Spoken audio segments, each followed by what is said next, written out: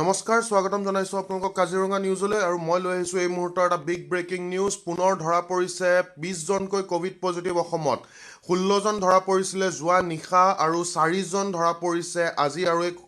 এক তথ্য সদৰি কৰিছে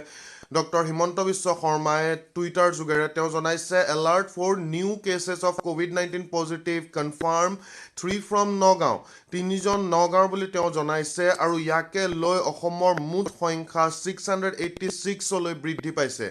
আৰু যোৱা নিশা বৃদ্ধি পাইছিলে 16 জনক লৈ 682 লৈকে আৰু আজি পুৱা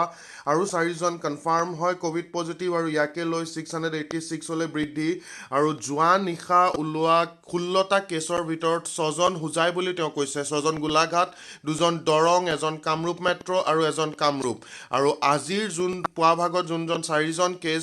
যোনকেইটা পজিটিভ হৈছে কৰোনাত তেওঁ 3 জন নগাঁৱৰ এজন ধেমাজি আৰু ইয়াকে লৈ মুঠ সংখ্যা 686 লৈ বৃদ্ধি পাইছে আৰু এক্টিভ কেছ এতিয়া অসমত 617 জন আছে এই মুহূৰ্তত এটা বিগ ব্ৰেকিং নিউজ যে পুনৰ 20 জন কোভিড পজিটিভ ধৰা পৰিছে অসমত 16 জন যোৱা নিশা ধৰা পৰিছিলে আৰু 4 জন আজি পুৱাৰ ভাগত ধৰা পৰিছে 4 জনৰ ভিতৰত 3 জন নগাঁও ডিষ্ট্ৰিক্টৰ আৰু এজন ধেমাজি ডিষ্ট্ৰিক্টৰ বুলি তেওঁ টুইটাৰ যোগে জনাইছে আৰু যোৱা নিশা ধৰা পৰা 16 জনৰ ভিতৰত 6 জন হুজাই 6 জন গোলাঘাট 2 জন দৰং এজন কামৰূপ মেট্ৰ' আৰু এজন কামৰূপ আৰু ইয়াকে লৈ অসমত মুঠ সংখ্যা 686 জনলৈ বৃদ্ধি পাইছে আৰু 617টা